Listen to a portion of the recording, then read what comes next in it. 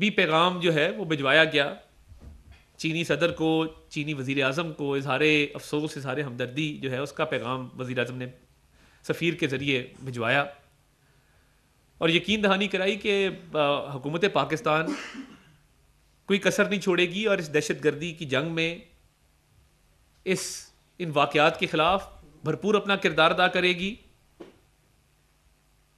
और इसको जड़ से उखाड़ने में हुकूमत पाकिस्तान पूरी तरह पुरज़म है। तो ये मैं समझता हूँ कि पाक चीन दोस्ती को नुकसान पहुँचाने की जो पाकिस्तान के दुश्मनों की साजिश है वो नाकाम होगी और पाक चीन दोस्ती जो लाजवाल दोस्ती है वो इंशाअल्लाह ताला कायम रहेगी। और ये वाक़यात इसलिए किए जाते हैं कि पाक चीन दोस्ती को नुकसान पहुँचाया जाए। चीनी अवाम के साथ इस दुख की घड़ी में हम खड़े हैं और उनसे इजहार हमदर्दी भी करते हैं, इजहार ताज़ियत भी करते हैं। और आज एक हाई लेवल मीटिंग की सदारत, एक हाई लेवल इजलास की सदारत वज़ीर आज़म पाकिस्तान ने की, जिसमें वफाकी वज़रा के अलावा chief of army staff general Syed Asim Munir भी शरीक हुए। चारों सूबों के वज़रा आला, चीफ सेक्रेटरीज़, आईजीज़ इस इजलास में शरीक हुए। इसके साथ साथ गिलगित बल्तिस्तान, आज़ाद जम्मू कश्मीर के चीफ सेक्रेटरी और आईजीज़ ने भी इस इजलास में शिरकत की और एक मरबूत हिकमत अमली के हवाले से बात हुई कि दहशत गर्दी के खात्मे के लिए एक मरबूत हिकमत अमली को अपनाना होगा। और आज एक कौम को एक इत्तेहाद का मैसेज दिया गया कि तमाम इकाइयाँ वफाक के साथ एक पेज पर हैं और जब हमारी सालमियत पे वार होता है, जब पाकिस्तान के मफाद पे वार होता है तो हम पाकिस्तानी इकट्ठे हो जाते हैं। फिर हम ना सियासी जमात देखते हैं, ना रंग नस्ल मज़हब देखते हैं और हम अपना दिफा करना भी जानते हैं और अपने दरीना दोस्तों का दिफा करना भी जानते हैं। तो इस हवाले से आज सिक्योरिटी फोर्सेस के किरदार को भी सराहा गया कि जिन्होंने पिछले एक हफ्ते में तुरबत वाले हमले में, गवादर वाले हमले में, बिशाम वाले हमले में बहुत तगदो करके कीमती जानों को ज़ाया होने से बचाया। और वहाँ इस समर का भी जिक्र हुआ कि ऐसे वाक़यात की रोकथाम के लिए जो हिकमत अमली बनाई जाएगी उसके लिए आपस में कोऑर्डिनेशन का एक बड़ा मरबूत मैकेनिज्म बनाया जाएगा। एक हिकमत अमली ऐसी होगी जिसमें तमाम लोगों का आपस में राब्ता जो है बड़ा फाल होगा। और इस वाक़े की तहकीकात के हवाले से भी JIT के क़याम पर भी मशावरत हुई कि एक JIT बनाई जाएगी जो इस वाक़े के हवाले से तहकीकात ज़रूर करेगी, क्योंकि ये चीनी बाशिंदों को इसमें टारगेट किया गया है। तो मीटिंग में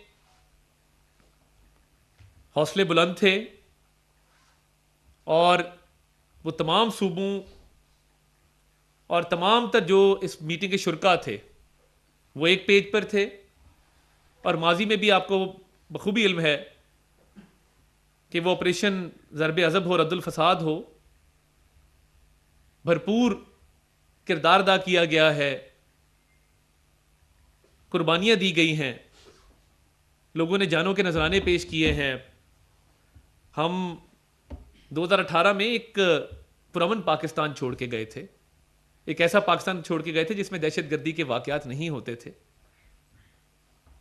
और 2013 में जब हम आए थे तो आए रोज़ दहशत गर्दी के वाक़यात थे। मियां नवाज शरीफ की क़यादत में कराची का अमन बहाल हुआ, दहशत गर्दी का खात्मा हुआ, बट ये दहशत गर्दी सर उठा रही है। तो ये हमारा बड़ा वाज़ेह पैगाम है कि जब तक दहशत गर्दी का खात्मा नहीं होता चैन से नहीं बैठेंगे। वज़ीर आज़म ने इस अज़म का इयादा किया और यक ज़बान हो के आज हम ये पैगाम देना चाहते हैं कि वो हमारे चीनी दोस्त हों, वो हमारी सेंसिटिव इंस्टॉलेशंस हों, वो पाकिस्तान का कोई भी शहरी हो, उनके तहफ़्फ़ुज़ के लिए हर मुमकिन कदम उठाया जाएगा और दहशत गर्दी के नासूर को जड़ से उखाड़ने में कोई कसर ना उठा रखेंगे इंशाल्लाह ताला। तो मज़ीद इस हवाले से मैं सिर्फ ये अर्ज़ करता चलूँ कि चीनी कौम, चीनी क़ियादत, उनके लिए हमारे जो जज्बात हैं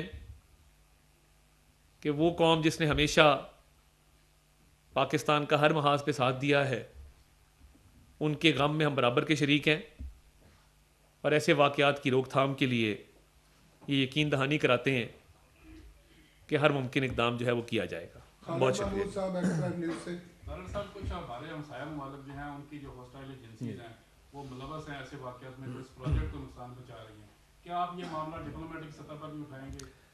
देखिए, मैं ये समझता हूँ कि वज़ीर आज़म ने भी पिछले दिनों अपने खिताब में ये बात वाज़े की कि जहाँ जहाँ कोई सरज़मीन पाकिस्तान के मफाद के ख़िलाफ़ इस्तेमाल हो रही है, दहशत गर्दी के वाक़यात के हवाले से, मनसूबा बंदी के हवाले से इस्तेमाल हो रही है, तो इसकी इजाज़त नहीं दी जाएगी।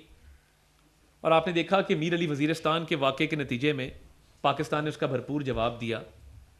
और साथ ये भी बात उन्होंने की कि हम तमाम अपने जो हमसाए हैं और अपने इलाकाई ताल्लुकात के हवाले से हम चाहते हैं कि अमन कायम रहे और बातचीत के ज़रिए मामलात हल हों, तो अमन कायम रहना चाहिए। मगर जो मीर अली के वाक़े के बाद जवाब दिया गया था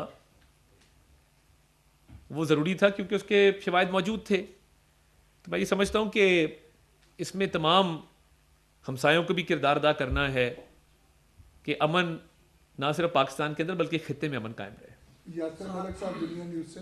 तारक साहब, ये बताइएगा कि इब्तदाई रिपोर्ट जो है वो भी वज़ारत दाखिला की जानिब से आज प्राइम मिनिस्टर साहब को जमा करवाई गई है, और सिक्योरिटी के हवाले से क्या इंतजाम किए गए, वज़ीर आज़म ने क्या हदायत जारी की हैं कि सख्त की जाए? अच्छा सवाल है आपका।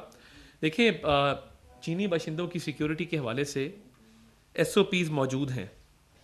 जब भी कोई चीनी बाशिंदा पाकिस्तान में लैंड करता है किसी भी एयरपोर्ट पे, तो वहाँ पे बाकायदा इतला की जाती है कानून नाफिज करने वाले इदारों को कि उसने एयरपोर्ट से कहाँ जाना है, और सिक्योरिटी के मुकम्मल इंतजाम जो है वो उसके लिए किए जाते हैं। तो वो SOPs जो पिछले दौर में बने थे और बाकायदा नेशनल एक्शन प्लान के बाद भी उनको रिवाइज़ किया गया था, उस हवाले से ये बात ज़रूर हुई है कि उन SOPs में अगर कोई कमी कोताही है तो उसको पूरा किया जाए। और चीनी बाशिंदों की वो जहाँ जहाँ हैं उसकी दो कैटेगरीज हैं, एक वो है जो CPEC के प्रोजेक्ट्स के ऊपर है, एक वो है जो नॉन CPEC प्रोजेक्ट्स के ऊपर है। तो दोनों की सिक्योरिटी को इंश्योर किया जाए। और आपके इल्म में होगा कि जो डेवलपमेंट प्रोजेक्ट्स हैं इसमें इसका जो हुजम होता है, मालियाती हुजम, उसका 1% मुख्तस किया गया था सिक्योरिटी के लिए। तो उस पर अमल दरामद को यकीनी बनाने के हवाले से, तमाम इदारों की आपस की कोऑर्डिनेशन को यकीनी बनाने के हवाले से और इन इंतज़ामात को मज़ीद सख्त करने के हवाले से और सिक्योरिटी को मज़ीद बढ़ाने के हवाले से ये बात हुई है। वो SOPs मौजूद हैं, उनको इंशाल्लाह ताला अच्छे तरीके से लागू किया जाएगा तो ये मसाइल जो हैं वो ख़त्म हो जाएंगे। नवीद अकबर चौधरी साहब, ITV से। जब कल ये वाक़या हुआ, वज़ीर आज़म गए चीनी सफारतखाने, तो आपने सोशल मीडिया देखा होगा, इंडिया के बड़े बड़े जो नाम निहाद या जिस तरह कोई जर्नलिस्ट हैं और उनके डिप्लोमेट साबिक, उन्होंने एक प्रोपेगेंडा शुरू कर दिया कि शायद कोई चीनी हुकूमत ने कहा कि वो आए और आके समन किया और फलाना। ये बिल्कुल एक बेहुदा बात है, लेकिन इस तरह का प्रोपेगेंडा शुरू हो गया। दूसरा एक और बड़ा एक चल रहा है, कोई इससे रिलेटेड तो नहीं, थोड़ा सा, कि प्राइम मिनिस्टर के कोई इख्तियारात पे अपने इख्तियारात को फोरगो कर रहे हैं या वो अपने इख्तियारात उनके कमी के ऊपर वो कोई बातें चल रही हैं, वो ऐसी क्या है चीज़ है? देखिए, बहुत शुक्रिया नवीद साहब। देखिए, पहली बात तो ये है कि चीन के लिए जो वज़ीर आज़म शहबाज शरीफ साहब के जज्बात हैं, पूरी कौम उनसे वाकिफ़ है और वो आज के नहीं हैं। वो दहाइयों पे मुहीत, वो उनके ताल्लुकात भी हैं, उनके दिल में बहुत मोहब्बत है चीन के लिए। और जब CPEC बन रहा था तो लाहौर की ऑरेंज ट्रेन के हवाले से जब चीनी सदर ने उस वक्त के वज़ीर आज़म मियाँ नवाज शरीफ साहब को कहा, उन्होंने कहा ये तोहफ़ा है आपके और आपके भाई के लिए। तो देखिए, हम तो बड़े मशकूर हैं चीनी हुकूमत के भी, और मैं समझता हूँ कि वज़ीर आज़म साहब ने जब तमाम मसरूफियात तर्क करके चीनी सफारत खाने का दौरा किया तो उनके जज्बात की अक्कासी हुई कि वो कितना दर्द रखते हैं और पाक चीन दोस्ती कितनी अहमियत की उनके लिए हामिल है। दूसरा जो आपका सवाल है बेबुनियाद इस तरह की बातें चलती रहती हैं, इन पे ध्यान नहीं देना चाहिए। वो कहते हैं ना कि लोगों ने कुछ तो कहना है तो कहते रहें, क्या फ़र्क पड़ता है। राशिद अमीन साहब ARY से। जी राशिद साहब। बड़ा अफसोसनाक वाक़या है और पहला नहीं है, मुतअद्दिद वाक़यात में पहले थी कि क्या पहले वाक़यात में उनकी तहकीकात मुकम्मल होगी और उसकी रोशनी में हमने कोई स्टेप्स लिए हैं जिससे ये कि हम अपनी जो फूड प्रूफ सिक्योरिटी की यकीन दहानी है उस तरह हम दरामद करने में नाकाम नजर आ रहे हैं। तो सताइश अपनी जगह, लेकिन एक दफ़ा गैर जानिबदाराना तहकीकात होनी चाहिए कि ये दहशत गर्द इतना बड़ा इंटेलिजेंस और डिफेंस नेटवर्क तोड़कर कैसे कामयाब हो जाए। राशिद साहब, मैं आपकी तवज्जो मबजूल करवाऊँगा 2018 के बाद की गवर्नमेंट पे, जिस दौर में कहा गया कि हमें बातचीत करनी चाहिए, जिस दौर में कहा गया कि ठीक है रद्दुल फसाद हो गया, ज़रब अज़ब हो गया, अमन बहाल हो गया, अब बातचीत का दौर आया है। वो कौन था जिसने 2018 से 22 बातचीत के अमल को फ़रोग दिया? वो कौन था जो इन दहशत गर्दों के लिए हमदर्दी रखता था? वो कौन था जिसने ये दहशत गर्दी के वाक़यात की रोकथाम के लिए जो नेशनल एक्शन प्लान की एपेक्स कमेटी बनाई गई थी? मैं उस वक्त ऑपोजिशन में था, एक सियासी कारकुन के तौर पे मैंने ये सवाल टॉक शोज़ में टीवी पे उठाया कि बानी चेयरमैन PTI को और उस्मान खान बुज़दार साहब को और महमूद खान साहब को किसने रोका था कि वो नेशनल एक्शन प्लान की एपेक्स कमेटी की मीटिंग ना करते? वो मीटिंग क्यों नहीं बुलाई गई? शहबाज शरीफ साहब जब हर माह सिक्योरिटी एजेंसीज के साथ, तमाम इदारों के साथ बैठ के national action plan, Chinese security, और आपको पता है जब एपेक्स कमेटी की मीटिंग होती थी उसमें सबसे पहले चाइनीज़ सिक्योरिटी पे बात होती थी, तो मुझे ये बताया जाए ना कि जो इमरान खान साहब की हुकूमत थी उसने इस पे तवज्जो क्यों ना दी, और ये 4 साल में वो दहशत गर्दी जिसका हम खात्मा करके गए थे उसे दोबारा सर उठा लिया। तो मेरा ख्याल है जिम्मेदारों के हवाले से तो मैंने आपको उसका तयन कर दिया और बता दिया है। बाकी देखें, ये हमारा अवलीन फ़र्ज़ है और ये हमारी अवलीन ज़िम्मेदारी है और इसको निभाएंगे और बुलंद हौसलों के साथ, हिम्मत के साथ, हौसले के साथ, अज़म के साथ निभाएंगे और इस नासूर का ख़ात्मा करेंगे और इसके ख़िलाफ़ हम मुत्तहिद होकर खड़े हैं। और इसमें मैं ज़िक्र करना चाहता हूँ कि आज अली मीन गंडापुर साहब वज़ीर आला खैबर पख्तूनख्वा भी मौजूद थे वीडियो लिंक के ज़रिए, बाकी भी वज़राए आला वीडियो लिंक के ज़रिए मौजूद थे। उन्होंने भी इस तमाम तर मौक़िफ़ की तायद की और इस दहशत गर्दी की जंग में अपना भरपूर किरदार अदा करने के हवाले से उन्होंने अच्छे जज्बात का इजहार किया। तो मैं समझता हूँ कि पूरी कौम एक पेज पे है और इंशाअल्लाह ताला इसका सदबाब किया जाएगा। तारिक अजीज साहब भी न्यूज़ से। बीएनए की जो बलोचिस्तान में जो हालिया वारदातें हुई हैं, बीएनए का उसमें मुलव्वस होना भी पाया गया, तो इसके ऊपर भी बात हुई कि बलोचिस्तान में बदतमीजी बढ़ती जा रही है वाक़यात, तो उसको देखिए बिल्कुल इस पे बात हुई है और आपने दुरुस्त फरमाया। एक वाक़या तुर्बत में हुआ, एक गवादर में हुआ। देखिए मैं तो ये भी कहना चाहता हूँ कि हम उन माओं को जो ये बच्चे जनती हैं जो कौम पे जान वार जाते हैं उनको भी खराज तहसीन पेश करते हैं, उनके ख़ानदानों को, जो औरतें बेवा हो जाती हैं, जो बच्चे यतीम हो जाते हैं, और वो सिर्फ इसलिए कि आप और मैं महफूज रहे, हमारा ये मुल्क महफूज रहे। देखें पाकिस्तान सबसे पहले है, पाकिस्तान है तो फिर हम सहाफ़ी हैं, पाकिस्तान है तो फिर हम सियासतदान हैं, पाकिस्तान है तो सियासी जमातें हैं। तो उनको खराज तहसीन पेश करते हैं, सिक्योरिटी फोर्सेस को, पाक फ़ौज को, जिन्होंने इन ऑपरेशंस में कीमती जानों के ज़िया को बचाया।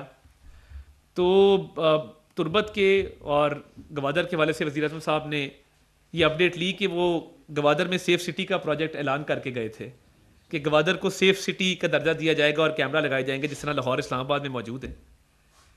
तो उस पर भी उन्होंने वज़ीर आला को कहा है कि वफाकी हुकूमत भरपूर फंडिंग कर रही है, आप मेहरबानी करके उसको फौरी तौर पर उसे अमल दरामद कराएँ। वज़ीर आला सरफराज बुगटी साहब गवादर के दौरे पे जा रहे हैं कल और सेफ़ सिटी के हवाले से वो मीटिंग करेंगे। कुछ वो उसमें मुश्किलात आई थी केयर टेकर दौर में, मगर वज़ीर आज़म ने दोबारा से इसको दोहराया कि हमने हर हाल में गवादर का सेफ़ सिटी का प्रोजेक्ट ऑपरेशनलाइज करना है। उन्होंने पेशावर की CTD के हवाले से बात की। देखें पंजाब की जो काउंटर टेररिज्म डिपार्टमेंट है, इंटेलिजेंस के हवाले से, ऑपरेशंस के हवाले से बेहतरीन फोर्स है जो शहबाज शरीफ साहब ने पंजाब में खड़ी की थी और पंजाब में दहशत गर्दी का सदेबाब करने में वो करामत साबित हुई थी। तो उन्हीं बुनियादों पे उन्होंने पूछा है कि मैंने पेशावर में कहा था कि आप KPK में भी इसको करें, उस पर भी काम चल रहा है कि पेशावर की और KPK की जो CTD फोर्स है जिस तरह पंजाब में बनी है वहाँ भी उन्हीं बुनियादों पे वो बनाई जाए, और वो बन गई है, मगर उसमें कुछ लूप होल्स हैं जिनको प्लग किया जाएगा, और वफाकी हुकूमत भरपूर इस पर उनकी तवज्जो है। और देखिए पंजाब की CTD का मयार दुनिया की बेहतरीन जो है काउंटर टेररिज्म फोर्सेस में होता है। उनकी ट्रेनिंग अलग है, उनकी ट्रांसफ़र आम पुलिस में नहीं हो सकती, उनका काम अलहदा है, स्पेशलाइज काम है, स्पेशलाइज ट्रेनिंग है, बैरून मुल्क से उनको ट्रेनिंग दिलवाई गई है। कॉर्पोरल का लफ्ज़ उन्हें दिया गया, वो कॉर्पोरल भर्ती हुए मेरिट के ऊपर। तो इस तरह कौमें बनती हैं, इस तरह दहशतगर्दी का खात्मा होता है। तो इस पर भी भरपूर तवज्जो है। तो इंशाल्लाह ताला तमाम सूबों में इस पर वज़ीर आज़म साहब ने अपना जो है लाए अमल उसका ऐलान किया है। अली अख्तर साहब, क्योंकि पहले सर के इकाइयों को तो आपने बाद में ले लिया कि हुकूमत दहशतगर्दी इस्लामाबाद पर अपोजिशन को भी बाद में ले लिया। देखिए बिल्कुल देखें, ये बहुत ज़रूरी है। और कौमी असम्बली का इजलास आ रहा है 1 अप्रैल को, उसमें भी इस मामले पे डिस्कशन होगी, और अपोजिशन को भी कहेंगे कि इस मामले पे अपना वो किरदार भी अदा करें। और देखिए अपोजिशन की जो बड़ी जमात है सुन्नी इत्तेहाद काउंसिल, उसकी भी नुमाइंदगी थी, आज उनके वज़ीर आला बैठे थे। तो हम तमाम इस मामले को आगे लेके जाना चाहते हैं। तो पार्लियामान में भी अगर इस पे 1 अप्रैल को मुश्तरका को करारदाद आ जाती है तो मैं समझता हूँ कि ये हमारी बड़ी कामयाबी हो। लास्ट क्वेश्चन जी। अच्छा तारक साहब, ये बहुत बार कहा जा रहा है कि PTI की जो हुकूमत थी वो दहशतगर्दों को वापस ले आई, और उसके बाद से हम देख रहे हैं कि दहशतगर्द हमले जो हो रहे हैं वो भी बढ़ रहे हैं। स्पेसिफिकली जब चाइनीज़ जो माहिरीन है उन पर हमला होता है तो इससे बढ़कर कोई एहसास मामला नहीं है। लेकिन PTI का ये मौक़िफ़ है कि उन्होंने ये फैसले अकेले नहीं की, बल्कि उस टाइम की मिलिट्री जो क़यादत थी वो भी उनके साथ थी उन फैसलों में। तो उनसे कोई पूछा भी जाएगा या सिर्फ हम मजम्मत करेंगे? देखिए मैं तो ये जानता हूँ कि वज़ीर आज़म उस वक्त इमरान खान साहब थे, और वो पॉलिसी स्टेटमेंट देते थे, वो आज़ाद थे इस हवाले से, वो अपने कॉलो फेल के ज़िम्मेदार हैं। तो आज वो जो उनका कॉलो फेल था, जो उनके मामलात थे, कानून के मुताबिक वो उसकी सज़ा भुगत रहे हैं। तो मैं तो इतना ही कहना चाहता हूँ। बहुत शुक्रिया। वफाकी वज़ीर इत्तलात और नशरियात अताउल्लाह तारड़ न्यूज़ कॉन्फ्रेंस कर रहे थे। उनका कहना था कि वज़ीर आज़म ने वाक़े की मुकम्मल तहकीकात की हिदायत कर दी है, और किसी को भी पाकिस्तान चीन दोस्ती को ख़त्म करने की इजाज़त नहीं दी जाएगी, और दहशतगर्दी के मुकम्मल ख़ात्मे तक चैन से नहीं बैठेंगे।